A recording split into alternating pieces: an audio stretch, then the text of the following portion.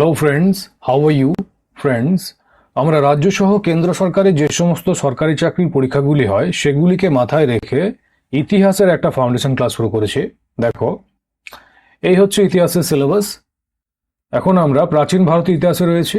তো প্রাচীন ভারতের ইতিহাসের আমাদের টপিক নাম্বার 1.1 প্রাচীন ভারতের ইতিহাসের স্রোত আর টপিক নাম্বার 1.2 প্রস্তর যুগ কমপ্লিট হয়ে গেছে।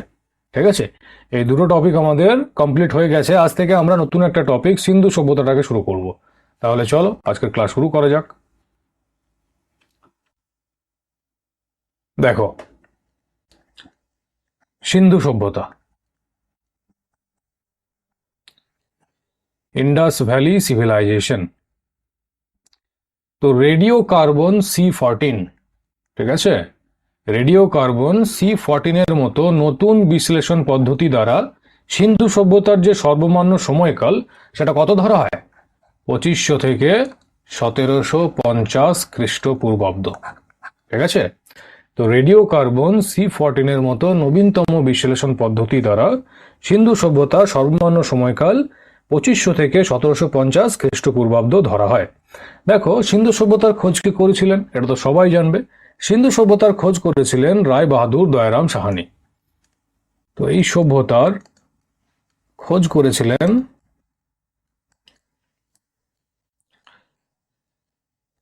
রায় বাহাদুর দয়ারাম সাহানি। আর সালটা কত ছিল? 1921 সাল। ঠিক আছে, 1921 সালে এই খোঁজটা করা হয়েছিল। পয়েন্টগুলো খুব ইম্পর্টেন্ট, ঠিক আছে, এখান থেকে ডাইরেক্ট এক্সামে কোয়েশ্চেন আসে। তো সিন্ধু সভ্যতার খোঁজ করেছিলেন রায় বাহাদুর দয়ারাম সাহানি, মাথায় থাকবে। নেক্সট দেখো, এই সিন্ধু সভ্যতাকে প্রায় ঐতিহাসিক কাল, প্রোটো হিস্ট্রিক পিরিয়ড অথবা কাস্য যুগ, ব্রোঞ্জ যুগ বলা হয়। ঠিক আছে, আর এই সিন্ধু সভ্যতার যে প্রধান নিবাসী ছিল, মুখ্য বাসিন্দা ছিল, সেটা ছিল কারা? দ্রাবিড় আর ভূমধ্য সাগরীয়। তো লিখে নাও, এই সভ্যতাকে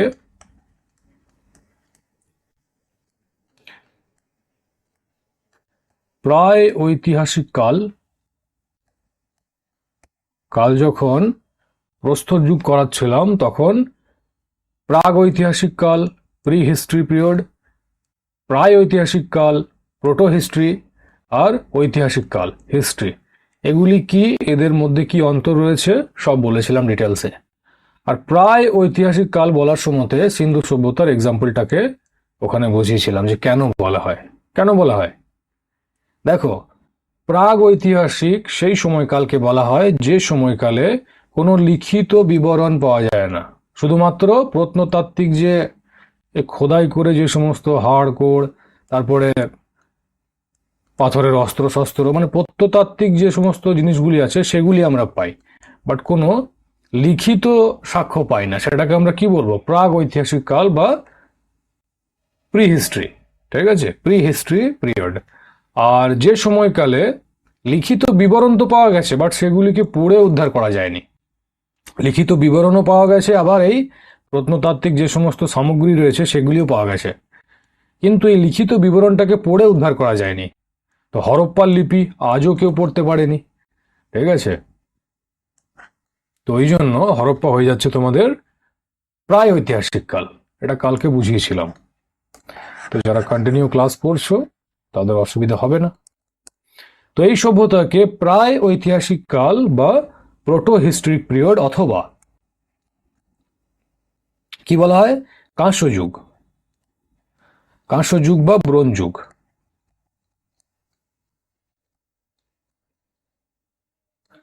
যুগ বলা হয়। ঠিক আছে, আর এই সভ্যতার যে প্রধান বাসিন্দা, এই সভ্যতার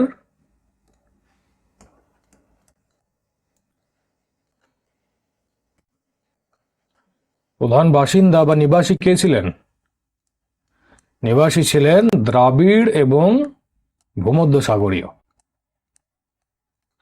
দ্রাবিড় এবং ভূমধ্য সাগরীয়। ঠিক আছে, তো রেডিও কার্বন C14 এর মতো নবীনতম বিশ্লেষণ পদ্ধতি দ্বারা সিন্ধু সভ্যতার সর্বমান্য সময়কাল 2500 থেকে 1750 খ্রিস্টপূর্বাব্দ ধরা হয়। এই সভ্যতার খোঁজ করেছিলেন রায় বাহাদুর দয়ারাম সাহানি 1921 সালে। ওকে, আর সিন্ধু সভ্যতাকে প্রায় ঐতিহাসিক কাল অথবা কাস্য যুগ বা ব্রোঞ্জ যুগ বলা হয়। আর এই সভ্যতার প্রধান নিবাসী ছিলেন দ্রাবিড় ও ভূমধ্যসাগরীয়। মাথায় ঢুকেছে? এবার দেখো, এই হচ্ছে আমাদের ভারতের ম্যাপ। তো 1 মিনিট দাঁড়াও, আমি এর বর্ডারটাকে এঁকে দিই, তো বুঝতে সুবিধা হবে।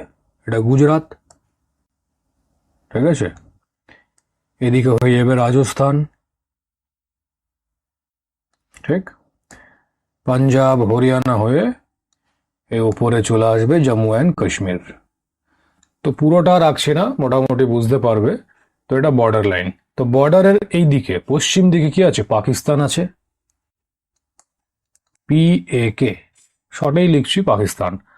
আর এটা তো আমাদের ইন্ডিয়া, আমাদের প্রিয় ভারত, IND। আর পাকিস্তানের পশ্চিম দিকে হয়ে যাবে আফগানিস্তান, ইরান ইত্যাদি।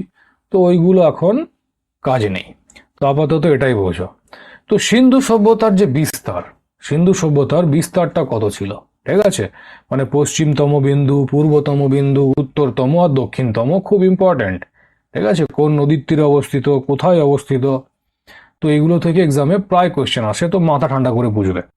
দেখো, এই লাইনটা আঁকছি, তো এটা পশ্চিম দিক, ঠিক আছে, এটা পূর্ব,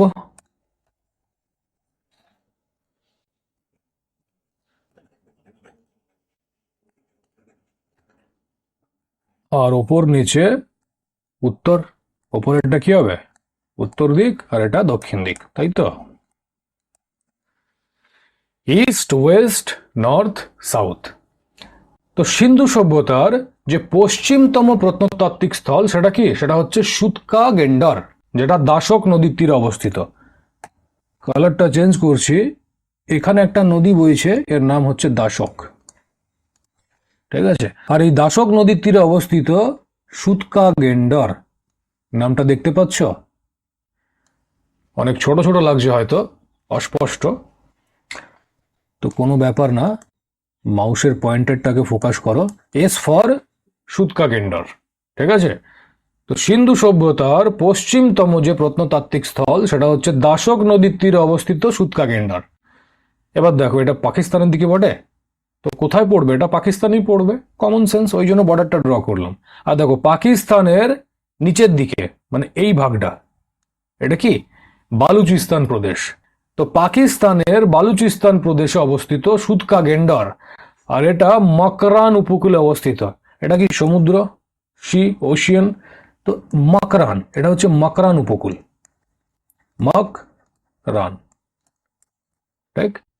তো সিন্ধু সভ্যতার পশ্চিমতম প্রত্নতাত্ত্বিক স্থল হলো দাসক নদীর তীরে অবস্থিত সুতকা গেন্ডার, যা পাকিস্তানের বালুচিস্তান প্রদেশের মকরান উপকূলে অবস্থিত। লিখে নাও 2 লাইনে, নাহলে ভুলতে সময় লাগবে না।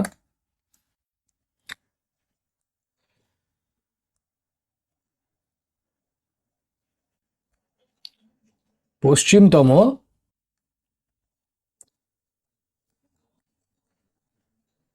প্রত্নতাত্ত্বিক স্থল হলো কি? দাসক নদীর তীরে অবস্থিত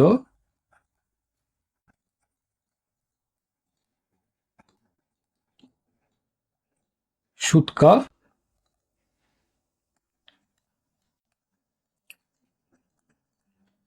গেন্ডার, যা পাকিস্তানের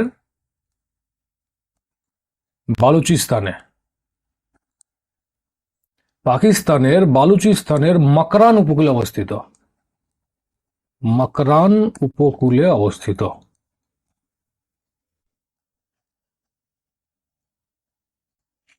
ওকে, মাথায় ঢুকেছে?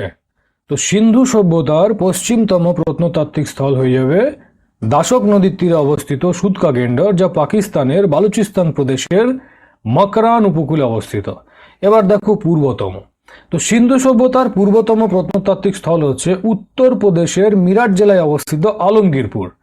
আর এই আলমগীরপুরটা হিন্ডন নদীর তীরে অবস্থিত। তো উত্তরপ্রদেশের পাশ দিয়ে বয়ে গেছে যমুনা নদী, ঠিক আছে, উত্তরপ্রদেশই এসে মিলেছে গঙ্গার সাথে তোমার প্রয়াগরাজ, ঠিক আছে, ওখানে মিলন হচ্ছে গঙ্গা আর যমুনার। তো এই যে যমুনা নদী, এরই শাখা নদী হচ্ছে হিন্ডন, আর এই হিন্ডন নদীর তীরে অবস্থিত আলমগীরপুর হয়ে যাবে পূর্বতম বিন্দু বা পূর্বতম স্থান, ঠিক আছে।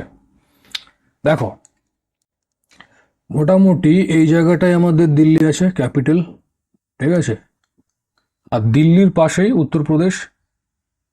তো আমি এখানে রাফলি ড্র করে দিচ্ছি আলমগীরপুরটাকে, ঠিক। আর দেখো এটা যমুনা নদী, যমুনা রিভার। তো যমুনা নদীরই শাখা নদী, আর নদীটার নাম কি হিন্ডন। কোন নদীর তীরে অবস্থিত, কোনটা পূর্বতম স্থান, সব জিজ্ঞেস করে, ওই জন্য ধরে ধরে সব পড়াচ্ছি লেখাচ্ছি, ঠিক আছে। তো ফোকাস হয়ে ঠিকঠাক করে পড়ো।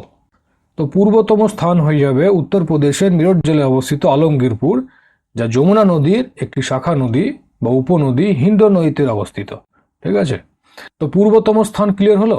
তো এটাকেও 2 লাইনে লিখে নাও।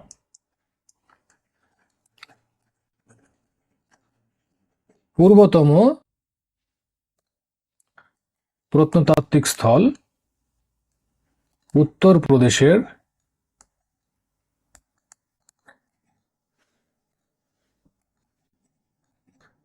মেরঠ জেলায়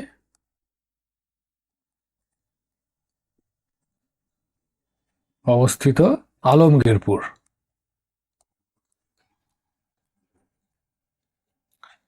যা হিন্ডন নদীর তীরে অবস্থিত।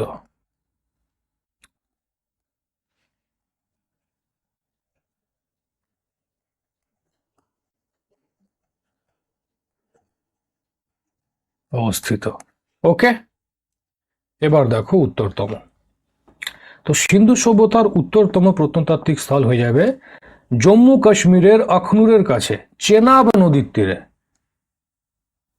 চেনাব নদী, এই যে চেনাব, ঝেলাম, এটা কি সিন্ধু, এদিকে রাবি আছে, এদিকে বিয়াস আছে, সতলুজ আছে, ঠিক।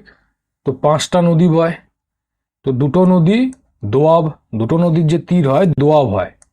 তো 5টা নদীর তীর, তো দুটো নদীর যদি দোয়াব হয় তো 5টা নদী কি হবে, পঞ্চ আব। তো পঞ্চ আব থেকে নাম এসছে পাঞ্জাব, ঠিক আছে। তো পাঞ্জাবের উপর দিয়ে 5খানা নদী বইছে, তো পঞ্চ আব থেকে পাঞ্জাব হয়েছে, ঠিক। তো জম্মু কাশ্মীরের আখনুরের কাছে চেনাব নদীর তীরে অবস্থিত মান্দা হয়ে যাবে উত্তরতম স্থান, ঠিক আছে। মান্দা, এম ফর মান্দা, আর নদীটা কি, চেনাব নদী, ওকে। তো সিন্ধু সভ্যতার উত্তরতম প্রত্নতাত্ত্বিক স্থল হচ্ছে জম্মু ও কাশ্মীরের আখনুরের কাছে অবস্থিত চেনাব নদীর তীরে মান্দা। দেখো এই মান্দা স্থানটা জম্মু থেকে প্রায় 28 কিলোমিটার দূরে অবস্থিত, ঠিক আছে। আর এটা উত্তর পশ্চিমে পীর পাঞ্জাল যে রেঞ্জ রয়েছে, পীর পাঞ্জাল তার পাদদেশে অবস্থিত, আর এটা হরপ্পা সভ্যতার উত্তরতম সীমাকে নির্দেশ করে। তো চলো 2 লাইনে লিখে নাও এটা।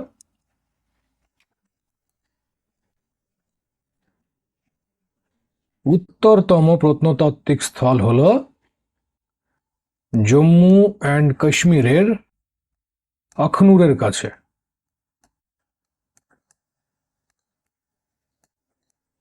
চেনাব নদীর তীরে।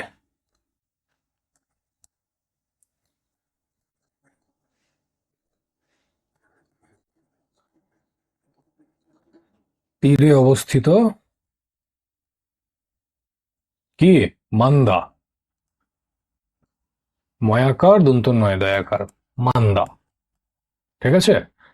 তো পশ্চিমতম স্থল হচ্ছে দাসক নদীর তীরে অবস্থিত সুতকা গেন্ডার, পূর্বতম উত্তরপ্রদেশের আলমগীরপুর, উত্তরতম জম্মু কাশ্মীরের মান্দা। এবার দেখে নাও দক্ষিণতম। তো দক্ষিণতম হয়ে যাবে মহারাষ্ট্রের আহমেদনগর জেলার প্রবরা নদীর তীরে অবস্থিত দাইমাবাদ।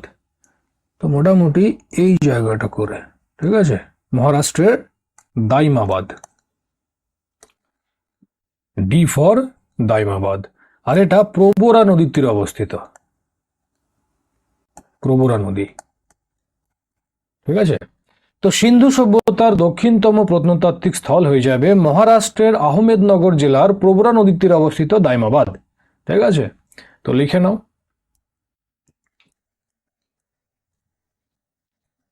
দক্ষিণতম প্রত্নতাত্ত্বিক স্থল হলো মহারাষ্ট্রের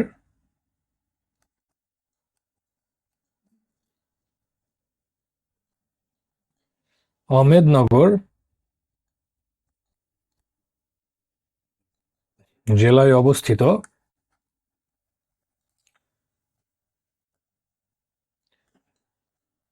প্রবরা নদীর তীরে কি দাইমাবাদ। ঠিক আছে, মহারাষ্ট্রের আহমেদনগর জেলার প্রবরা নদীর তীরে অবস্থিত দাইমাবাদ। ঠিক, দেখো এটা মূলত উত্তর হরপ্পা বা পরবর্তী হরপ্পা পর্যায়ের একটি গুরুত্বপূর্ণ স্থান, যা হরপ্পা সভ্যতার দক্ষিণতম বিন্দুকে নির্দেশ করে। ওকে, তো পশ্চিম, পূর্ব, উত্তর আর দক্ষিণ স্থানগুলো যেন মুখস্থ হয়ে যায়, কোন কোন নদীর তীরে কোন কোন জেলায়, একটাও যেন বাদ না যায়। ঠিক, এখানে ম্যাপেও বোঝালাম আবার লিখেও দিলাম। ওকে, দেখো তাহলে তুমি এই যে চিত্রটা দেখালাম ম্যাপে, এখান থেকে কি বুঝতে পারছো? সিন্ধু সভ্যতা অ্যাকচুয়ালি কোন জায়গাটা জুড়ে বিস্তৃত ছিল? দেখো এই যে স্থানগুলো আছে এগুলোকে যদি আমি একটা কাল্পনিক রেখা দ্বারা যুক্ত করি এইভাবে, সুতকা গেন্ডর আর মান্দা জুড়ে দিলাম, মান্দা আর এদিকে আলমগীরপুর জুড়লাম, এদিকে দাইমাবাদ, আর এদিকে আলমগীরপুরের সাথে দাইমাবাদটাকে জুড়ে দিলাম।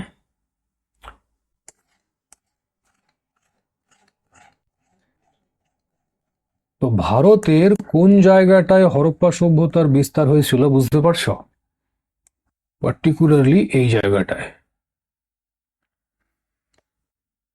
তো পার্টিকুলারলি এই জায়গাটাতে হরপ্পা সংস্কৃতির, হরপ্পা সভ্যতার বিস্তার হয়েছিল।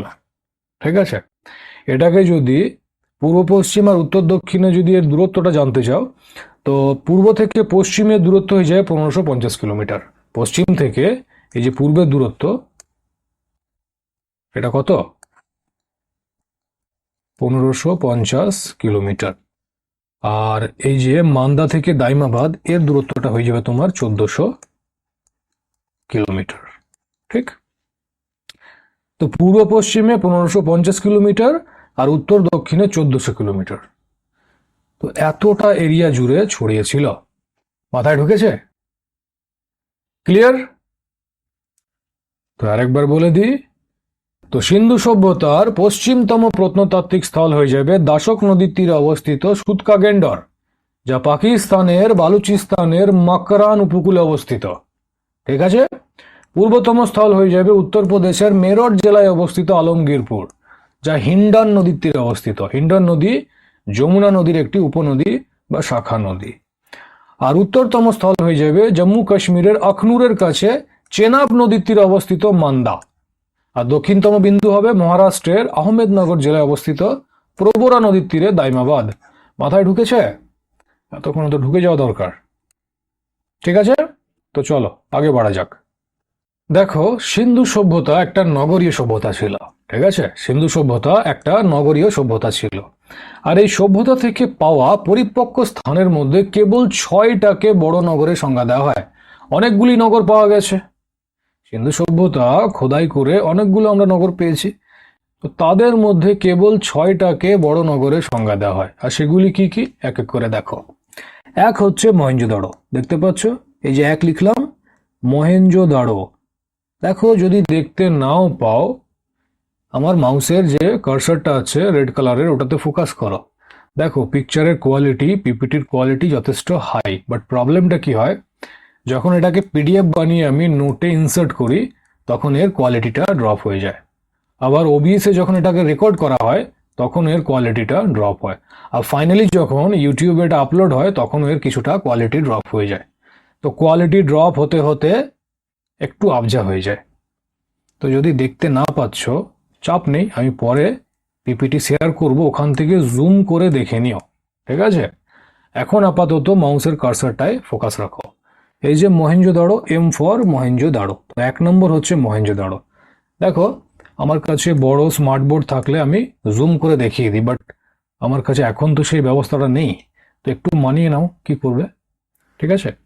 তো 1 নম্বর হয়ে যাবে মহেঞ্জোদারো। দেখো, এই মহেঞ্জোদারোটা সিন্ধু নদীর তীরে লাড়কানা জেলায় অবস্থিত। তো একটু আগেই যে তোমার বর্ডারটা ড্র করে দেখালাম, আর একবার ড্র করে দিই। এটা গুজরাট, রাজস্থান, এদিকে তোমার পাঞ্জাব, হরিয়ানা, আর উপর দিকে জম্মু কাশ্মীর।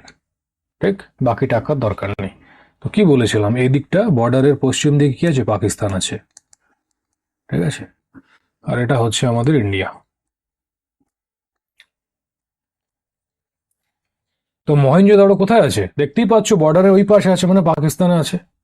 তো মহেঞ্জোদারো সিন্ধু নদীর তীরে লাড়কানা জেলায় অবস্থিত, পাকিস্তানে, ঠিক আছে। তো লিখে নাও মহেঞ্জোদারো।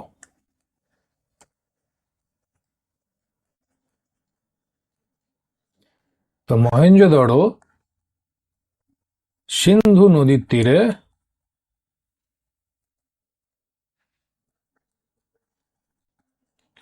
অবস্থিত।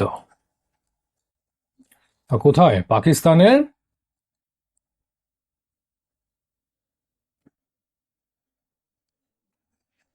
লাড়কানা জেলায়। ওকে। তো 1 নম্বর যে বড় নগর সেটা হয়ে যাবে মহেঞ্জোদারো। এবার দেখো সেকেন্ড হচ্ছে হড়প্পা। এই যে দেখতে পাচ্ছ হড়প্পা, 2 নম্বর, H ফর হড়প্পা। পিঙ্ক কালারটা দেখা যাবে না, কালারটা চেঞ্জ করে দিই। তো 2 নম্বর হচ্ছে হড়প্পা। দ্বিতীয় যে বড় নগর সেটা হয়ে যাবে হড়প্পা, দেখতে পাচ্ছ। তো H ফর হড়প্পা। তো হড়প্পাটা কোথায় আছে, বর্ডারের ওইদিকে, মানে পাকিস্তানই হবে, ঠিক। তো হড়প্পা পাঞ্জাবের মন্টগোমারি জেলা। দেখো এখানে যে পাঞ্জাবটা রয়েছে, একটু আগেই বললাম পঞ্চআব, আর দেখো 5টা নদী এখানে বয়ে গেছে, ঝেলাম, চেনাব, রবি, সতলুজ, সিন্ধু। তো পাঞ্জাব কিছুটা পাকিস্তানেও আছে, আর কিছুটা ইন্ডিয়াতেও আছে। তো পাকিস্তানের পাঞ্জাবে অবস্থিত এটা, ঠিক আছে। তো পাঞ্জাবের মন্টগোমারি জেলায় রাবি নদীর তীরে অবস্থিত কে, হড়প্পা। এটা মুছে দিয়ে একটু পরিষ্কার হয়ে যাবে। তো লিখে নাও, 2 নম্বর শহর হচ্ছে হড়প্পা।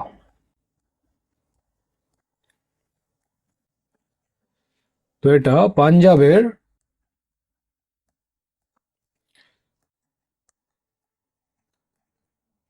মন্টগোমারি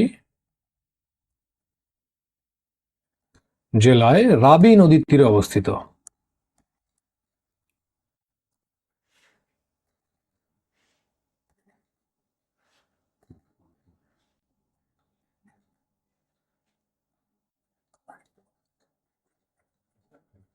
তীরে অবস্থিত, আর এটাও কোথায়, পাকিস্তান, ঠিক আছে। এবার দেখো তৃতীয় শহর হচ্ছে গানবাড়িওয়াল। গানবাড়িওয়াল অথবা গানবাড়িওয়ালা, ঠিক আছে। তো দেখো এখানে 3 নম্বর শহর হচ্ছে গানবাড়িওয়ালা, জি ফর গানবাড়িওয়ালা। তো গানবাড়িওয়ালাটাও দেখো পাকিস্তানে আছে। তো 3টে বড় শহর, মহেঞ্জোদারো, হড়প্পা আর গানবাড়িওয়াল, পাকিস্তানে অবস্থিত, ঠিক আছে।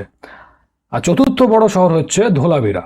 এই যে DHOLAVIRA, ধোলাভিরা। তো ডি ফর ধোলাভিরা, এটা হচ্ছে চতুর্থ বড় শহর। তো এটা কোথায়, ভারতে, বর্ডারের দিকে আছে। তো গুজরাতে অবস্থিত ধোলাভিরা, ঠিক আছে। আর গুজরাতে কোথায়, দেখো কচ্ছের কাছে, এখানে কচ্ছ জেলা আছে, গুজরাতের কচ্ছ জেলার খাদির বেটে, ঠিক আছে। তো গুজরাতের কচ্ছ জেলার খাদির বেটে অবস্থিত ধোলাভিরা। আর 5 নম্বর যে শহর হচ্ছে সেটা হচ্ছে রাখিগড়। এই যে দেখো রাখিগড়, এটা 5 নম্বর শহর, আর ফর রাখিগড়। আর এই রাখিগড়টা হরিয়ানা জেলায়, হরিয়ানা রাজ্যের হিসার জেলায় অবস্থিত, ঠিক আছে। তো হরিয়ানার হিসার জেলায় অবস্থিত রাখিগড়। আর 6 নম্বর যে শহর হচ্ছে সেটা হচ্ছে কালিমবঙ্গান। তো কালিমবঙ্গান তো আমরা সবাই জানি, এটা রাজস্থানে অবস্থিত। তো দেখো এখানে হয়ে যাবে 6 নম্বর শহর কালিমবঙ্গান, কে ফর কালিমবঙ্গান। তো এটা রাজস্থানে অবস্থিত। তো 6টার মধ্যে 3টে পাকিস্তানে, 3টে ভারতে। পাকিস্তানের 3টে রয়েছে কি কি, মহেঞ্জোদারো, হড়প্পা আর গানবাড়িওয়াল। আর ভারতে ধোলাভিরা, রাখিগড় আর কালিমবঙ্গান। তো 3-3-6, ঠিক আছে। তো সিন্ধু সভ্যতা নগরীয় সভ্যতা ছিল। সিন্ধু সভ্যতা থেকে প্রাপ্ত পরিপক্ক স্থানের মধ্যে কেবল 6টিকে বড় নগরের সংজ্ঞা দেওয়া হয়: মহেঞ্জোদাড়ো, হড়প্পা, গানবাড়িওয়াল, ধোলাভিরা, রাখিগড় আর কালিমবঙ্গান। তো লিখে নাও, গানবাড়ি বালা, ঠিক আছে, অথবা গানবাড়ি ওয়ালা, ও অন্তস্থ আকার লয়াকার ওয়ালা। দেখো, বয়াকার লয়াকার বালা আর ও অন্তস্থ আকার লয়াকার, অ্যাকচুয়াল যে উচ্চারণ সেটা হচ্ছে গানবাড়ি ওয়াল, গানবাড়ি ওয়ালা, ঠিক আছে। তো এটা নয়। বাট আমাদের কাছে বাংলায় একটা বই আছে, কিন্তু হিন্দিতে দুটো ব আছে। একটা বয়ের পেট কাটা থাকে, একটা বয়ের পেট কাটা থাকে না। এটা ব আর এটা ও। তো ওখান থেকে ওটা আসছে, বুঝলে? গানবাড়ি ওয়ালা মানে এর বানানটা যদি আমি হিন্দিতে লিখি তো গান বাড়ি ওয়ালা এটা হবে। তো ঠিক আছে। বাট আমাদের বাংলায় একটা বই আছে, তো কি করবে? বয়াকার লয়াকার লিখতে হবে, বয়াকার লয়াকার বালা। তো গান বাড়ি বালা, ঠিক আছে। দেখো, এটা এক্সাম্পল দিয়ে বোঝাই। যেমন বিশাল, বয়হস্যি তালবসায়কার ল, এটা হিন্দিতে লিখলাম। আর একটা লিখছি ওয়হস্যি অন্তস্তয়াকার ল, তো দুটো ব বললাম। তো একটার উচ্চারণ হবে বিশাল আর একটা হবে বিশাল, বিশাল আর বিশাল। তো বিশাল মানে কি? বৃহৎ বা বড়। আর বিশাল এটা মানে হচ্ছে নাম। এটা কিন্তু নাম নয়, এটা মানুষের নাম নয়। কোনো মানুষের নাম যদি বিশাল হয় তো এটা হবে কিন্তু বাংলায় যদি কারোর নাম বিশাল থাকে তো সে কি লিখবে? বয়সী তালবসায়াকার ল। তার কাছে তো আর দুটো ব নেই যে বটাকে করে দেবে, ঠিক আছে। একই রকম ভাবে বিরাট, বয়সী রয়াকার ট, বিরাট কোহলি, আর বয়সী রয়াকার ট। তো এটা নাম নয়, এটা নাম বিরাট, বিরাট কোহলি, ঠিক আছে। উচ্চারণটা দেখো, বিরাট আর বিরাট, বিশাল বিশাল, ঠিক আছে। বিক্রম বিক্রম। তো হিন্দিতে এই দুটো ব থাকার কারণে উচ্চারণটা এরকম হয়। আর বাংলাতে তো একটাই আছে, তো নিয়ে দিয়ে একটাই কাজ, কি করবে? তো লিখতেই হবে একটাকে নিয়ে। তো ওই জন্য বয়াকার লয়াকার লিখলাম, ঠিক আছে। গান বাড়ি বালা কিংবা গান বাড়ি ওয়ালা, ঠিক আছে। বালাটাকে ওয়ালা দিয়েও রিপ্লেস করতে পারো।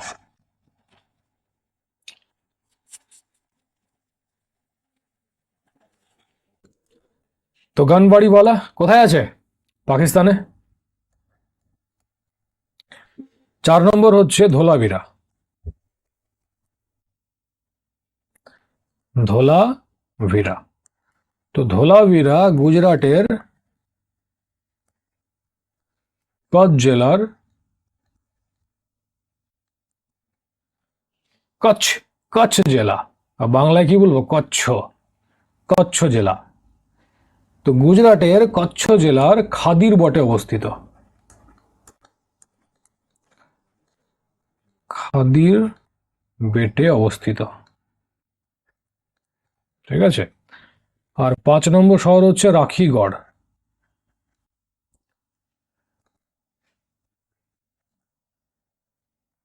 রাখিগড়, রাখিগড়টা হরিয়ানার হিসার জেলায় অবস্থিত, ঠিক আছে। ম্যাপে সব বুঝিয়েছি। হরিয়ানার হিসার জেলায় অবস্থিত।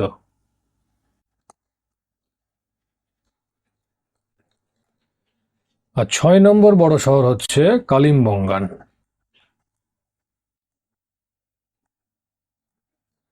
কালিমবঙ্গান এটা রাজস্থানে অবস্থিত,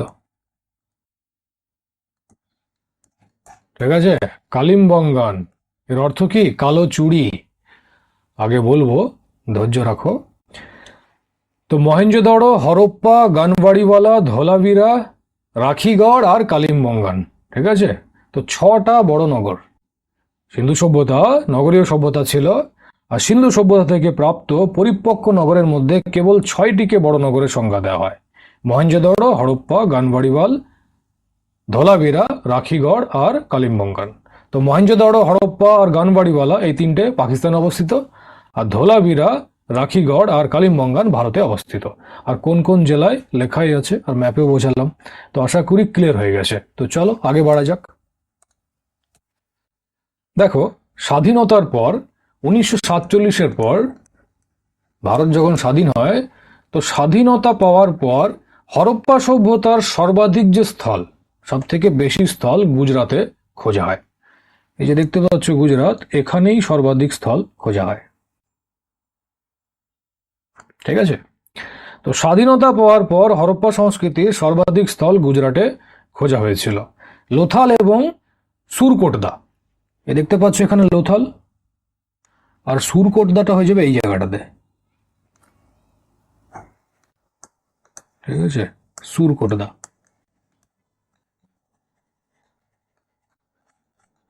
তো লোথাল আর সুরকোটদা সিন্ধু সভ্যতার প্রধান বন্দর ছিল। এবার দেখতেই পাচ্ছ সমুদ্রের পাশে অবস্থিত, তো বন্দরটা কি মাঝখানে হবে? কমন সেন্স, এখানেই হবে। এটা কি কচ্ছ জেলায়। তো গুজরাতের কচ্ছ জেলায় অবস্থিত লোথাল এবং সুরকোটদা সিন্ধু সভ্যতার প্রধান বন্দর ছিল। বন্দর কোথায় হবে? যেখানে নদী থাকবে, ওশিয়ান থাকবে, সমুদ্র থাকবে, তাই তো। তো দেখতেই পাচ্ছ এটা কি আরব সাগর। তো আরব সাগরের উপকূলে অবস্থিত এটা। ঠিক আছে, কিনারাতে অবস্থিত। তো লোথাল আর সুরকোটদা হয়ে যাবে সিন্ধু সভ্যতার প্রধান বন্দর। দেখো, চাষযুক্ত জমি এবং নকশাদার ইটের প্রমাণ কালিম্পঙ্গান থেকে পাওয়া যায়। কালিম্পঙ্গান থেকে অনেক কিছু পাওয়া গেছে। ঠিক আছে, অগ্নিকুণ্ডের প্রমাণ পাওয়া গেছে। অবশ্য অগ্নিকুণ্ডের প্রমাণ লোথাল থেকেও পাওয়া গেছে, আগে দেখব। ঠিক আছে, আর মহেঞ্জোদারো থেকে প্রাপ্ত স্নানাগার সম্ভবত সিন্ধু সভ্যতার সব থেকে বড় ইমারত ছিল। তো এই কটা পয়েন্ট লিখে নাও। স্বাধীনতা পাওয়ার পর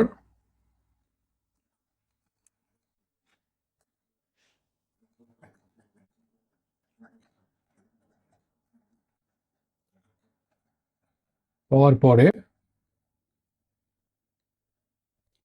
হরপ্পা সভ্যতার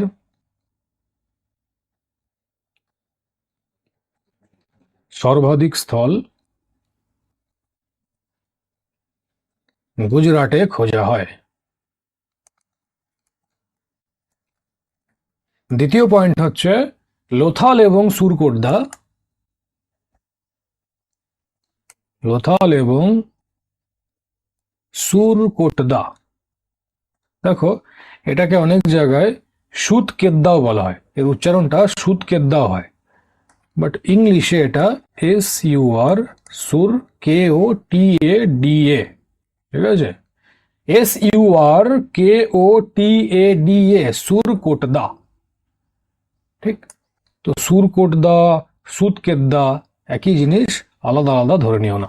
তো লোথাল এবং সুরকোটদা সিন্ধু সভ্যতার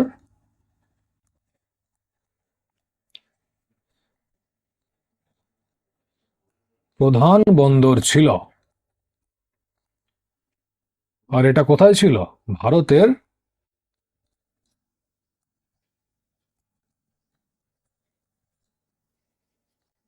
গুজরাটের কচ্ছ জেলায় অবস্থিত।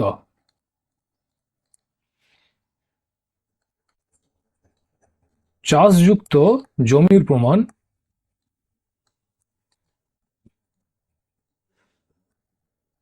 চাষযুক্ত জমি এবং নকশাদার ইটের প্রমাণ,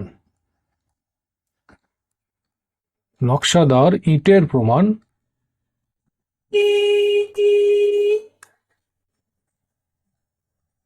কালিম্পঙ্গান থেকে পাওয়া যায়।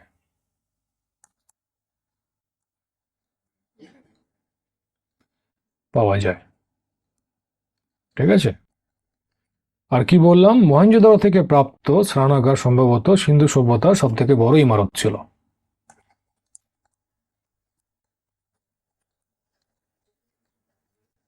থেকে প্রাপ্ত স্নানাগার সম্ভবত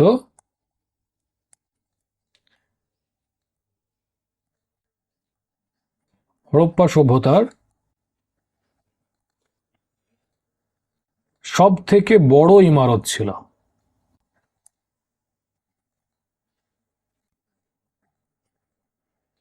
ওকে, তো এখান থেকে এই 4টে পয়েন্টকে ভালো করে মুখস্থ করে নিও, খুব ইম্পর্টেন্ট পয়েন্ট এগুলি। ঠিক আছে, আরো কিছু লেখাবো, খুব বেশি নেই, তবে যে কটা লেখাবো খুবই ইম্পর্টেন্ট, এক্সামে বারবার জিজ্ঞেস করা হয়। ঠিক আছে, তো স্বাধীনতা পাওয়ার পরে হরপ্পা সভ্যতার সর্বাধিক স্থল গুজরাট থেকে খোঁজা হয়। লোথাল এবং সুরকোটদা সিন্ধু সভ্যতার প্রধান বন্দর ছিল। এটা কোথায় অবস্থিত? গুজরাটের কচ্ছ জেলায় অবস্থিত। চাষযুক্ত জমি এবং নকশাদার ইটের প্রমাণ কালিম্পঙ্গন থেকে পাওয়া যায়। মহেঞ্জোদারো থেকে প্রাপ্ত স্নানাগার সম্ভবত সিন্ধু সভ্যতার বা হরপ্পা সভ্যতার সব থেকে বড় ইমারত ছিল। ওকে, চলো আগে বাড়া যাক। এবার দেখো সিন্ধু সভ্যতার সময় বিদেশি বাণিজ্য। তো আয়াতিত বস্তু আর প্রদেশের এই লিস্টটা খুব ইম্পর্টেন্ট। এক্সামে এখান থেকে প্রায় কোশ্চেন আসে। কোশ্চেন দিয়ে দেবে যে তামার আমদানি সিন্ধু সভ্যতায় কোন প্রদেশ থেকে করা হতো? উত্তর হবে খাতুড়ি, বালুচিস্তান আর ওমান থেকে। ঠিক আছে, রূপার আমদানি হতো আফগানিস্তান থেকে আর ইরান থেকে। সোনার আমদানি হতো কর্ণাটক, আফগানিস্তান আর ইরান থেকে। টিনের আমদানি করা হতো আফগানিস্তান থেকে আর ইরান থেকে। গোমেদের আমদানি হতো সৌরাষ্ট্র থেকে। ওকে, আর দেখো লাজবর্ত বা রাজবর্ত বা ল্যাপিস লাজুলি এর আমদানি করা হতো মেসোপটেমিয়া থেকে। তো মেসোপটেমিয়া সভ্যতা কোথায় ছিল? এটা যদি ইন্ডাস ভ্যালি সিভিলাইজেশন হয়, ইন্ডাস ভ্যালি সিভিলাইজেশন সিন্ধু সভ্যতা, তো সিন্ধু সভ্যতার পশ্চিমে ছিল মেসোপটেমিয়ার সভ্যতা। ঠিক আছে, আর এর পূর্বে কি ছিল? চীনের সভ্যতা। ঠিক, আর এই মেসোপটেমিয়া সভ্যতার নিচে ছিল মিশরের সভ্যতা। নীল নদের তীরে মিশরের সভ্যতা। দেখো, যদি এটাকে বিশ্বের ম্যাপে দেখো, তো এটা হচ্ছে আমাদের সিন্ধু সভ্যতা, তাই তো? এটা ভারত। তো সিন্ধু সভ্যতার বিস্তার একটু আগেই বোঝালাম, এটা পূর্বতম, এটা এটা পশ্চিমতম, এটা পূর্বতম, এটা উত্তরতম, আর এটা দক্ষিণতম বিন্দু সিন্ধু সভ্যতার। তো সিন্ধু সভ্যতার দেখো পশ্চিম দিকে কি রয়েছে? সবুজ রঙের, এই যে সবুজ রঙের হাইলাইট করা রয়েছে, এটা হচ্ছে মেসোপটেমিয়া সভ্যতা। এটা টাইগ্রিস আর ইউফ্রেটিস নদীর তীরে গড়ে উঠেছিল সভ্যতাটা। আর দেখো এই সিন্ধু সভ্যতার পূর্ব দিকে, পূর্ব এটা কি পশ্চিম, তো পূর্ব দিকে দেখো হোয়াংহো ভ্যালিতে চীনের সভ্যতার বিকাশ হয়েছিল। এই যে রেড কালারের হাইলাইট করা আছে, বুঝতে পারছো? আর দেখো এই মেসোপটেমিয়া সভ্যতার নিচে দক্ষিণ দিকে কি রয়েছে? এই যে হলুদ রঙের হাইলাইট করা আছে, এটা নীল নদের তীরে গড়ে ওঠা মিশরের সভ্যতা, ইজিপ্টের সভ্যতা। তো 4টে মেন খুব ইম্পর্টেন্ট সভ্যতা চোখের সামনে আছে, আর এটা হচ্ছে বিশ্বের ম্যাপ। তো লোকেশনগুলো বুঝতে পারছো? মাথায় ঢুকছে? এগুলো মাথায় ছেপে যাওয়া দরকার। ঠিক আছে, তো ল্যাপিস লাজুলি বা লাজবর্ত বা রাজবর্ত এর আমদানি করা হতো মেসোপটেমিয়া থেকে। দেখো, লাজবর্ত বা ল্যাপিস লাজুলি একটি গাঢ় নীল রঙের মূল্যবান খনিজ বা রত্নপাথর। এটি প্রাচীনকাল থেকেই অলংকার এবং শিল্পের কাজে ব্যবহার হয়ে আসছে। হিন্দি ও আরবিতে এটি লাজবর্ত বা রাজবর্ত নামে পরিচিত। রত্নবিদ্যা অনুযায়ী এটি শনি, রাহু, কেতুর অশুভ প্রভাব রোধ করতে এবং আর্থিক বৃদ্ধি ও সুস্বাস্থ্যের জন্য ধারণ করা হয়। ঠিক, আর লাস্ট হচ্ছে সীসা। তো সীসার আমদানি করা হতো ইরান থেকে। তো এই লিস্টটা 2-3 বার দেখবে, মাথায় ঢুকে যাবে। ওকে, তো চলো আগে বাড়া যাক। দেখো, এখানে কিছু গুরুত্বপূর্ণ তথ্য রয়েছে যেগুলো এক্সাম পয়েন্ট অফ ভিউ থেকে খুবই ইম্পর্টেন্ট। ঠিক আছে, এগুলো খুবই ইম্পর্টেন্ট পয়েন্ট। তো এগুলোকে ঝেড়ে মুখস্থ করবে, এখানে বোঝানোর মতো কিছু নেই। ওকে, তুমি যে কোনো এক্সামের 10 বছরের PYQ তুলে দেখে নেবে, এখান থেকে কোয়েশ্চেন পেয়ে যাবে। ঠিক, তো এক এক করে পয়েন্টগুলো দেখা যাক। PDF শেয়ার করব, টাইম টু টাইম রিভিশন করবে, মুখস্থ হয়ে যাবে, চাপ নেওয়ার কিছু নেই। আর খুব বেশি ইনফরমেশনও নেই, যেগুলো খুবই ইম্পর্টেন্ট, খুবই দরকার, সেগুলোকেই সামিল করা হয়েছে। কেমন? তো চলো এক এক করে দেখা যাক। প্রথম পয়েন্ট হচ্ছে অগ্নিকুণ্ড বা যজ্ঞকুণ্ডের প্রমাণ লোথাল এবং কালিম্পঙ্গান থেকে পাওয়া যায়। তো এখান থেকে আরামসে কোয়েশ্চেন ফ্রেম করে দেবে যে নিম্নলিখিত কোন হরপ্পাকালীন স্থল থেকে অগ্নিকুণ্ড বা যজ্ঞকুণ্ডের প্রমাণ পাওয়া যায়? Option A Mohenjodaro, option B Rakhigarhi, option C Lothal এবং কালিম্পঙ্গান, অপশন ডি ধৌলাবিরা। তো সঠিক উত্তর হবে অপশন সি লোথাল এবং কালিম্পঙ্গান। ঠিক আছে, ওটাই বললাম যে এখানে বোঝানোর মতো কিছু নেই, এগুলো গুরুত্বপূর্ণ সব ফ্যাক্ট, তথ্য যেগুলো জানা জরুরি, মুখস্থ করা জরুরি। ওকে, তো অগ্নিকুণ্ড বা যজ্ঞকুণ্ডের প্রমাণ লোথাল এবং কালিম্পঙ্গান থেকে পাওয়া যায়। নেক্সট হচ্ছে মহেঞ্জোদারো থেকে প্রাপ্ত সিলমোহরে 3 মুখযুক্ত দেবতার পশুপতিনাথের মূর্তি পাওয়া গেছে। ওনার চারপাশে হাতি, গন্ডার, চিতা এবং মোষ বিরাজমান রয়েছে। দেখো, 1 হাতি, 2 গন্ডার, 3 চিতা আর 4 মোষ। এখানে 4টে পশুই রয়েছে। ঠিক আছে, 5, 6, 7, 8 কিছু নেই। তো এই 4টের নাম যেন মাথায় থাকে। এখান থেকে কোশ্চেন আসে যে পশুপতিনাথের মূর্তির চারপাশে নিম্নলিখিত কোন পশুটি নেই? অপশন এ মোষ, অপশন বি গন্ডার, অপশন সি চিতা, অপশন ডি সিংহ। তো সিংহ আছে? নেই। ঘোড়া আছে? নেই। দেখো, ঘোড়ার যে কঙ্কাল তার প্রমাণ কালিম্পঙ্গানে পাওয়া যায়। ঠিক আছে, ওখান থেকে আমরা ঘোড়ার কঙ্কাল পাই। বাট পশুপতিনাথের চারপাশে ঘোড়া টোড়া, সিংহ ফিংহ কিছু নেই। 4টেই রয়েছে, 4টে নাম যেন মাথায় থাকে, নাহলে এক্সামে সিলি মিস্টেক হতে টাইম লাগবে না। ওকে, আর দেখো পশু রয়েছে, একটা মূর্তি যার পাশে পশু, চারপাশে পশু বিরাজমান রয়েছে, তো তার নাম কি হবে? পশুদের নাথ, পশুদের স্বামী, পশুপতিনাথ।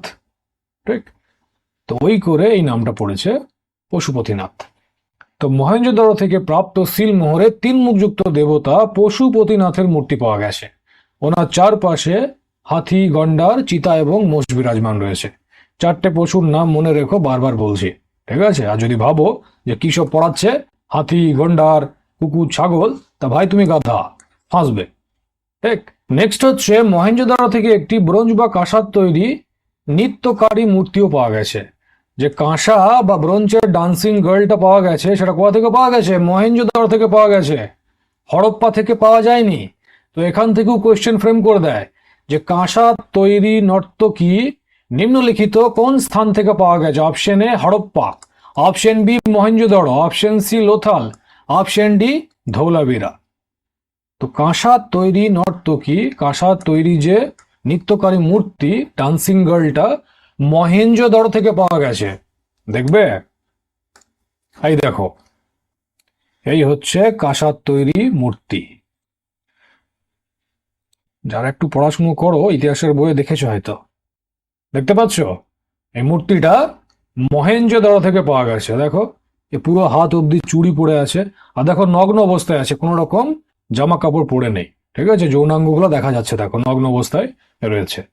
ঠিক, তো কাঁসার তৈরি যে নর্তকী নিত্যকারী মূর্তি, সেটা মহেঞ্জোদারো থেকে পাওয়া গেছে, মাথায় থাকবে। নেক্সট হচ্ছে দেখো, সর্বাধিক এক শৃঙ্গযুক্ত পশুর চিত্র অঙ্কন হরপ্পা সিলমোহরে পাওয়া যায়। তো এক শৃঙ্গযুক্ত পশুর চিত্র সেটা কোথায় পাই? হরপ্পা সিলমোহরে পাই, নাকি মহেঞ্জোদারোতে? মহেঞ্জোদারোতে কি রয়েছে? পশুপতিনাথের মূর্তি অঙ্কিত রয়েছে, যার চারপাশে কি রয়েছে? হাতি, গন্ডার, চিতা এবং মোষ রয়েছে। বাট হরপ্পায় কি রয়েছে? এক শৃঙ্গযুক্ত পশুর চিত্র অঙ্কন রয়েছে হরপ্পার সিলমোহরে, মাথায় থাকবে। নেক্সট দেখো, অলংকার বা মালা তৈরির কারখানা লোথাল এবং চানহুদারো থেকে পাওয়া গেছে। অলংকার বা মালা তৈরির কারখানা লোথাল এবং চানহুদারো থেকে পাওয়া গেছে। নেক্সট পয়েন্ট দেখো, সিন্ধু সভ্যতার লিপি কি ছিল? ভাব চিত্রাত্মক ছিল।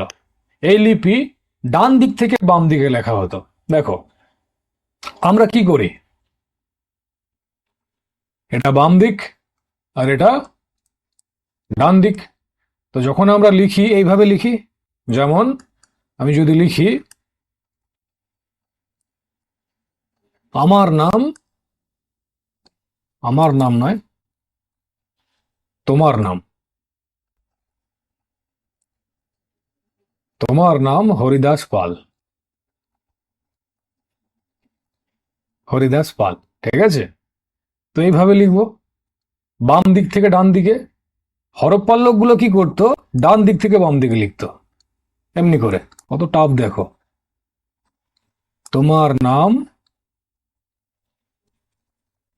হরিদাস পাল, এইভাবে লিখতো ডান দিক থেকে বাম দিকে। এই কথাটাই লিখতো না, আমি তো বোঝাচ্ছি, ওদের লেখা কি লিখেছে আজ পর্যন্ত পড়ে কেউ বুঝতেই পারেনি। ঠিক আছে, এখনো পর্যন্ত কেউ এনক্রিপ্ট করতে পারেনি যে লিখেছেটা কি।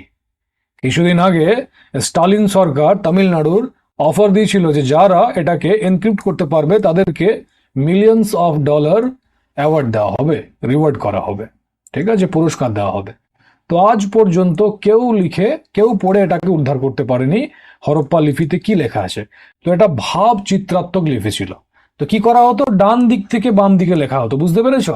এবার দেখো, যদি একটা পংক্তিতে অনেকগুলো লাইন থাকতো তখন কি করতো, প্রথমে ডান দিক থেকে বাম দিকে লিখতো, তারপরে বাম দিক থেকে ডান দিকে লিখতো, আবার ডান দিক থেকে বাম দিক, আবার বাম দিক থেকে ডান দিক, মানে এইভাবে লিখতো এমনি করে। বুঝতে পারছো? এইভাবে এই সাপের মতো সর্পিল লিখন শৈলী। আর এই শৈলীটার নাম কি? এই শৈলীটার নাম হচ্ছে বোস্ট্রোফেডন পদ্ধতি। খুব ইম্পর্টেন্ট। ওকে, তো সিন্ধু সভ্যতার লিপি ভাব চিত্রাত্মক ছিল। এই লিপি ডান দিক থেকে বাম দিকে লেখা হতো। যখন একটি অভিলেখে একের বেশি পংক্তি থাকতো, যা এক্ষুনি বোঝালাম, তখন প্রথমটি ডান দিক থেকে বাম দিকে এবং দ্বিতীয়টি বাম দিক থেকে ডান দিকে লেখা হতো। এই তো বোঝালাম, প্রথমটা ডান থেকে বামে, দ্বিতীয়টা বাম থেকে ডানে, আবার তৃতীয়টা ডান থেকে বামে, চতুর্থটা বাম থেকে ডানে। এইভাবে কন্টিনিউ চলতো যখন একটা পংক্তিতে একের বেশি, একটা অভিলেখে একের বেশি পংক্তি থাকতো তখন। ঠিক আছে, আর এটিকে বোস্ট্রোফেডন পদ্ধতি বা সর্পিল লিখন শৈলী বলা হয়। এই যে সর্পিল, স্পাইরাল টাইপের, বুঝতে পারছো? তো এটাকে বোস্ট্রোফেডন পদ্ধতি বা সর্পিল লিখন পদ্ধতি বলা হয়। মাথায় থাকবে। নেক্সট হচ্ছে, সিন্ধু সভ্যতার নগরগুলি তথা ঘরগুলির বিন্যাসের জন্য গ্রিড পদ্ধতির ব্যবহার করা হতো। ঠিক আছে, সিন্ধু সভ্যতার নগরগুলি তথা ঘরগুলির বিন্যাসের জন্য গ্রিড পদ্ধতির ব্যবহার করা হতো। ঘরের দরজা এবং জানালাগুলি রাস্তার দিকে না খুলে পিছনের দিকে খুলতো। দেখো, এটা হচ্ছে সিন্ধু সভ্যতার একটা ঘর। তো এটা ঘরের জানালা আর এটা হচ্ছে ঘরের দরজা। তো ঘরের সামনে রাস্তাও থাকবে আর রাস্তা দিয়ে লোকজনের যাতায়াত হবে, তাই তো? তো ধরে নাও এই তিনজন কোথাও যাচ্ছে, এইদিকে যাচ্ছে, ঘুরতে যাচ্ছে, কিংবা চাষ করতে যাচ্ছে, ব্যবসা করতে যাচ্ছে, কিংবা ফাঁকি মারতেও যাচ্ছে, আড্ডা মারতে, ঝক মারতে। ঠিক, তো যাচ্ছে। এবার এই ঘরের দরজার যে পাল্লাটা, এটা যদি পিছনের দিকে খুলে, মানে ঘরের দিকে খুলে, কোনো সমস্যা আছে? এভাবে খুলে প্রবলেম আছে? প্রবলেম নেই। বাট ধরো এই দরজার পাল্লাটা রাস্তার দিকে এইভাবে খুলল, ঠিক আছে, এইভাবে রাস্তার দিকে খুলল। এবার এই লোকগুলা কোথাও যাচ্ছে আর সেই সময়তে এই ঘরের মালিকটা ফট করে দরজার পাল্লাটা খুলে দিল। কি হবে? এই পাল্লাটা গিয়ে এই লোকটার মুখে গিয়ে মারবে, এর নাক চোখ সব ফাটিয়ে রেখে দেবে। তার মানে কি, দুর্ঘটনা হয়ে যাবে, অ্যাক্সিডেন্ট হয়ে যাবে। অর্থাৎ সিন্ধু সভ্যতার লোকের এই হুঁশ জ্ঞানটা ছিল যে না ভাই, পাল্লাগুলো যদি রাস্তার দিকে খুলি দুর্ঘটনা হতে পারে, অতএব এগুলোকে ঘরের দিকে খোলার ব্যবস্থা করো। ঠিক আছে, তো ওটাই বলা হয়েছে যে সিন্ধু সভ্যতায় ঘরের দরজা এবং জানলাগুলি রাস্তার দিকে না খুলে পিছনের দিকে খুলতো, মানে ঘরের দিকে খুলতো। কিন্তু কেবল লোথাল নগরে ঘরের দরজাগুলি প্রধান সড়কের দিকে খুলতো। তো কি বলবে, সিন্ধু সভ্যতার যে বাকি শহরগুলো ছিল তাদের হুঁশ ছিল, আর লোথালের লোকগুলো বোকা ছিল? এদের হুঁশ ছিল না যে যদি রাস্তার দিকে খুলে দিয়ে অ্যাক্সিডেন্ট হতে পারে। কেন খোলা হতো বলো তো দেখি, একটু বুদ্ধি খাটাও, হিন্ট দেব। লোথাল, কি বললাম একটু আগে, সিন্ধু সভ্যতার প্রধান বন্দর ছিল। তার মানে কি, লোথাল শহরটা একটা বাণিজ্যিক শহর ছিল, ব্যবসা বাণিজ্য করতো। ব্যাস এইটুকুই হিন্ট দেব। তো এখান থেকে যদি বলতে পারো যে কেন খোলা হতো, তাহলে জানবো জিনিয়াস। জানিও কেমন। এবার দেখো, সিন্ধু সভ্যতার প্রধান ফসল ছিল গম এবং যব। সিন্ধুবাসী মিষ্টির জন্য মধু ব্যবহার করত। সিন্ধু সভ্যতার প্রধান ফসল কি ছিল? গম এবং যব। আর এরা মিষ্টির জন্য মধু ব্যবহার করত। রংপুর এবং লোথাল থেকে চাল পাওয়া যেত, যার মাধ্যমে সেখানে ধান চাষের প্রমাণ পাওয়া যায়। এবার তুমি একটা জায়গা থেকে চালের দানা পাচ্ছ, সেখান থেকে কি আইডিয়া চলবে যে হ্যাঁ সেখানকার লোক ধান ফলাতে জানতো, তার মানে ধানের চাষ করত। ওটাই বলা হয়েছে যে লোথাল এবং রংপুর থেকে চাল পাওয়া যেত, যার মাধ্যমে সেখানে ধান চাষের প্রমাণ পাওয়া যায়। দেখো, সুরকোটদা এবং কালিম্পঙ্গান থেকে ঘোড়ার কঙ্কাল পাওয়া গেছে। এটা খুব ইম্পর্টেন্ট পয়েন্ট, এটা বারবার এক্সামে আসে যে ঘোড়ার কঙ্কালের প্রমাণ নিম্নলিখিত কোন হরপ্পাকালীন শহরে পাওয়া যায়? তো উত্তর হবে সুরকোটদা এবং কালিম্পঙ্গান থেকে। ওকে, নেক্সট, মাপজোবের একক সম্ভবত 16 অনুপাতে ছিল। তো মাপজোব 16:16 রেশিওতে করা হতো। আর সিন্ধু সভ্যতার লোকেরা যাতায়াতের জন্য 2 চাকা এবং 4 চাকা যুক্ত গরুর গাড়ির ব্যবহার করত। ওকে, নেক্সট হচ্ছে মেসোপটেমিয়ার অভিলেখে বর্ণিত মেলুহা শব্দের অভিপ্রায় সিন্ধু সভ্যতা থেকে। এটাও ইম্পর্টেন্ট, এখান থেকে এক্সামে কোয়েশ্চেন আসে। তো মেসোপটেমিয়ার অভিলেখে বর্ণিত মেলুহা শব্দের অভিপ্রায় সিন্ধু সভ্যতা থেকে। আর নেক্সট হচ্ছে সম্ভবত হরপ্পা সংস্কৃতির শাসন বাণিক সম্প্রদায়ের হাতে ছিল। বাণিক সম্প্রদায়ের লোকরা হরপ্পা সংস্কৃতির শাসন ব্যবস্থা সামালতো। ওকে, চলো আগে বাড়া যাক। নেক্সট হচ্ছে Stuart Piggott. Stuart Piggott Harappa এবং মহেঞ্জোদারোকে সিন্ধু সভ্যতার একটি বিশাল ও সুসংগঠিত সাম্রাজ্যের যমজ রাজধানী, টুইন্স ক্যাপিটাল বলে অভিহিত করেছেন। তো এখান থেকে কোয়েশ্চেন আসতেই পারে যে কে হরপ্পা এবং মহেঞ্জোদারোকে যমজ রাজধানী টুইন্স ক্যাপিটাল বলে অভিহিত করেছেন? তো কি হবে? Stewart Piggott. ওকে, এই দুই শহরই সিন্ধু নদের অববাহিকায় অবস্থিত ছিল এবং তাদের মধ্যে নিবিড় বাণিজ্যিক ও রাজনৈতিক যোগাযোগ ছিল বলে মনে করা হয়। ওকে, নেক্সট হচ্ছে সিন্ধু সভ্যতার লোক মাটিকে উর্বরতার দেবী বলে পূজা করতেন। বৃক্ষ পূজা এবং শিব পূজা সিন্ধু সভ্যতাতে পাওয়া যায়।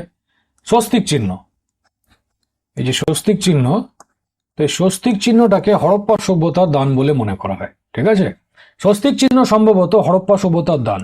এই চিহ্নের মাধ্যমে সূর্য উপাসনার অনুমান করা হয়। এটা অনুমান করা হয় যে হরপ্পাবাসী সূর্য উপাসনাও করত। ঠিক আছে, আর সিন্ধু সভ্যতার নগরে কোনো রকমের মন্দিরের অবশেষ পাওয়া যায়নি। এটা খুব ইম্পর্টেন্ট একটা ফ্যাক্ট আর ইন্টারেস্টিংও, যে সিন্ধু সভ্যতার লোক মাটি পূজা করত, বৃক্ষ পূজা করত, শিব পূজা করত, আবার সূর্য পূজাও করত, বাট কোনো রকম কোনো মন্দির বানিয়ে পূজা করত না। তার মানে কি? তার মানে হচ্ছে সিন্ধু সভ্যতায় মন্দির নির্মাণের যে সংকল্পনার বিকাশ সেটা হয়নি। অর্থাৎ মন্দির নির্মাণের যে সংকল্পনা সেটা সিন্ধু সভ্যতার পরে এসেছিল। তাই তো অর্থটা বেরোচ্ছে। বুঝতে পেরেছ? যদি মন্দির থাকতো তাহলে অবশেষ পেতাম, পাইনি, তার মানে কি এখানে মন্দির নির্মাণ হয়নি। তার মানে সিন্ধু সভ্যতার লোক মন্দির সম্পর্কে জানতো না কিছু, পূজা করতো, বাট মন্দির সম্পর্কে এদের কোনো আইডিয়া ছিল না। ওকে, মন্দির বানানোর যে সংকল্পনা তার বিকাশ সিন্ধু সভ্যতাতে হয়নি। বুঝতে পেরেছ? নেক্সট হচ্ছে সিন্ধু সভ্যতায় মাতৃদেবী উপাসনা সর্বাধিক পাওয়া গেছে। পশুদের মধ্যে কুঞ্জযুক্ত বা কুঞ্জওয়ালা ষাঁড় বিশেষ পূজনীয় ছিল। স্ত্রী মূর্তি বেশি পাওয়ার কারণে এটা অনুমান করা যায় যে সিন্ধু সভ্যতা মাতৃতান্ত্রিক, মাদার বেসড ছিল। পিতৃতান্ত্রিক ছিল না, মাতৃতান্ত্রিক ছিল। ঠিক আছে, তো স্ত্রী মূর্তি বেশি পাওয়ার কারণে এটা অনুমান করা হয় যে সিন্ধু সভ্যতা মাতৃতান্ত্রিক ছিল। ওকে, নেক্সট, সিন্ধু সভ্যতার লোকেরা সুতি এবং উল বস্ত্রের প্রয়োগ করত। আর মনোরঞ্জনের জন্য সিন্ধুবাসীরা মাছ ধরত, শিকার করত, পশু পাখিদের মধ্যে লড়াই করাতো, আবার জুয়াও খেলতো। ওকে, নেক্সট হচ্ছে সিন্ধু সভ্যতার লোকেরা কালো এবং লাল রঙের ডিজাইনযুক্ত মাটির বাসনপত্র বানাতো। কালো আর লাল রঙের এরা ব্যবহার করত। দেখো, মাটির বাসনপত্র বানাতো, তো পোড়া মাটিকে কি বলা হয়? পোড়া মাটির বাসনপত্রকে কি বলবে? টেরাকোটা, তাই তো? দেখো, এই যে এখানে নোট দেওয়াই আছে যে আগুনে পোড়া মাটিকে টেরাকোটা বলা হয়। ঠিক আছে, এবার দেখো, সিন্ধু সভ্যতার লোকেরা তলোয়ারের সাথে পরিচিত ছিল না। এটা খুব ইম্পর্টেন্ট একটা পয়েন্ট। তো বলো, এখান থেকে কি মিনিং বের হয়? একটু আগে বললাম যে সিন্ধু সভ্যতার খনন কার্যে মন্দিরের অবশেষ পাওয়া যায়নি। তো আমরা এখান থেকে কনক্লুশন দিলাম, নিষ্কর্ষ লিখলাম যে সিন্ধু সভ্যতার লোকেরা পুজো করত, বৃক্ষ পুজো করত, মাতৃ পুজো করত, মাতৃদেবতার পূজা করত, শিব পুজো করত, আবার সূর্য পুজোও করত। বাট এরা কোনো মন্দির বানিয়ে পুজো করত না। অর্থাৎ সিন্ধু সভ্যতায় মন্দির নির্মাণের সংকল্পনার বিকাশ হয়নি। সাফ কথা, এটা বুঝতে পারছি। তো একই রকম ভাবে সিন্ধু সভ্যতার লোকেরা তলোয়ারের সাথে পরিচিত ছিল না। তো বলো এখান থেকে কি মিনিং বের হয়? দেখো, যুদ্ধ করার যে প্রাথমিক অস্ত্র সেটা তলোয়ার হয়। হ্যাঁ, তীর, ধনুক, ছুরি এগুলো যুদ্ধে ব্যবহার হয়, বাট এগুলোকে যুদ্ধ করার প্রাথমিক অস্ত্র বলবো না। দেখো, তীর ধনুক দিয়ে শিকারও তো হয়, ছুরি দিয়ে তুমি নখও কাটতে পারো। এবার এইটুকু ছুরি, এর এতটুকু ব্লেড, এটা দিয়ে নখ কাটা হবে, আর ধার না থাকলে বগল চুলকানো হবে। যুদ্ধ করা হবে। শুনেছো আকবর ছুরি নিয়ে গেল যুদ্ধ করতে? তো যুদ্ধ করতে তলোয়ার নিয়ে যাওয়া হয়। পেটে তলোয়ার ভরে দিল, গলার দিক কেটে দিল, গর্দান উড়িয়ে দিল, কলেজা চিরে দিল। তো যুদ্ধ তলোয়ার দিয়ে হয়। বুঝতে পেরেছো? যুদ্ধ করার প্রাথমিক অস্ত্র হচ্ছে তলোয়ার।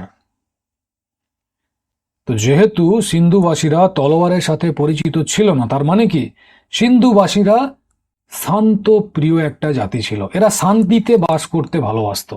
এরা ঝগড়া, মারকাট, লড়াই, খুন খারাপা, হিংসা পছন্দ করতো না। সিন্ধুবাসী খুব শান্ত প্রিয় একটা জাতি ছিল। এটা বলতে পারি? আরে ভাই, আলবাদ বলতে পারি। তো দেখো, ওটাই বলা হয়েছে যে প্রত্নতাত্ত্বিক খনন কার্যে বর্ষা, ছুরি, তীর ধনুকের মতো সাধারণ অস্ত্র পাওয়া গেলেও যুদ্ধক্ষেত্রে ব্যবহারের মতো তলোয়ার বা বর্মের কোনো প্রমাণ পাওয়া যায়নি। এই সভ্যতা ছিল মূলত শান্তিপ্রিয় এবং নগরকেন্দ্রিক। ঠিক আছে। নেক্সট হচ্ছে কালিমবঙ্গান একমাত্র হরপ্পাকালীন শহর ছিল যার নিচু শহর, যেখানে সাধারণ লোকেরা বাস করত, কেল্লাবন্দি ছিল। দেখো, হরপ্পাকালীন বেশিরভাগ শহর দুই ভাগে বিভক্ত ছিল, এক উঁচু শহর আর এক নিচু শহর। ঠিক আছে, এইভাবে। তো উঁচু শহরে পুরোহিত শ্রেণী, শাসক শ্রেণীর লোকরা বাস করত, আর এদের প্রোটেকশনের জন্য এই উঁচু শহরটা কেল্লাবন্দি থাকতো। কিন্তু নিচু শহর, যেখানে সাধারণ মানুষেরা বাস করত, কমন ম্যানরা বাস করত, এদের জন্য কোনো রকম প্রোটেকশন ছিল না, কেল্লাবন্দি ছিল না। এটা বেশিরভাগ হরপ্পাকালীন নগরের গল্প ছিল। কিন্তু কালিমবঙ্গান একমাত্র শহর ছিল যার নিচু শহরটাও কেল্লাবন্দি ছিল। ঠিক আছে, ওটাই বলা হয়েছে যে কালিমবঙ্গান একমাত্র হরপ্পাকালীন শহর ছিল যার নিচু শহর, যেখানে সাধারণ লোকেরা বাস করত, কেল্লাবন্দি ছিল। ওকে, দেখো, কালিমবঙ্গানের অর্থ হলো কালোচুরি। এখানে পূর্ব হরপ্পা স্তরের জমি, চাষ এবং অগ্নি পূজার প্রমাণ পাওয়া যায়। শুরুতেই বললাম যে অগ্নিকুণ্ড বা যজ্ঞকুণ্ডের প্রমাণ লোথাল আর কালিমবঙ্গান থেকে পাওয়া যায়। ঠিক আছে, তো ওটাই রিপিট করা আছে। তো কালিমবঙ্গানের অর্থ হলো কালোচুরি। এখানে পূর্ব হরপ্পা স্তরের জমি, চাষ এবং অগ্নি পূজার প্রমাণ পাওয়া যায়। ঠিক আছে। নেক্সট হচ্ছে পর্দা প্রথা এবং বেশ্যাবৃত্তি সিন্ধু সভ্যতায় প্রচলিত ছিল। শবদেহ জ্বালানোর এবং কবর দেওয়ার প্রচলন ছিল। মানে শবদেহ জ্বালানোও হতো, আবার কবর দেওয়াও হতো। এটা ভালো করে ধ্যান দেবে, খুব গুরুত্বপূর্ণ একটা পয়েন্ট। হরপ্পাতে শবদেহ কবর দেওয়া হতো, আর মহেঞ্জোদারোতে শবদেহ জ্বালানো হতো। ঠিক আছে, এটা গোলাবে না। হরপ্পাতে কবর দেওয়া হতো আর মহেঞ্জোদারোতে জ্বালানো হতো। আর দেখো, লোথাল এবং কালিমবঙ্গানে যুগ্ম সমাধি পাওয়া যায়। এটাও ইম্পর্টেন্ট, এখান থেকে প্রায় এক্সামে কোয়েশ্চেন আসে যে যুগ্ম সমাধির সাক্ষ্য কোথা থেকে পাওয়া যায়। তো লোথাল এবং কালিমবঙ্গান হবে কারেক্ট আনসার। ঠিক আছে, তো লোথাল এবং কালিমবঙ্গানে যুগ্ম সমাধি পাওয়া যায়। নেক্সট হচ্ছে সিন্ধু সভ্যতার ধ্বংসের সব থেকে বড় কারণ সম্ভবত বন্যা ছিল। এটা ধরা হয় যে সিন্ধু সভ্যতা বন্যার কারণে ধ্বংস হয়ে গেছিল। আবার অনেকে এটাও মনে করে যে আর্যরা আক্রমণ করেছিল, তো আক্রমণের জন্য ধ্বংস হয়েছিল। কিন্তু বেশি একসেপ্ট এটা কি করা হয় যে মনে হয় বন্যা এসেছিল, বন্যার কারণে সিন্ধু সভ্যতা ধ্বংস হয়ে গেছিল।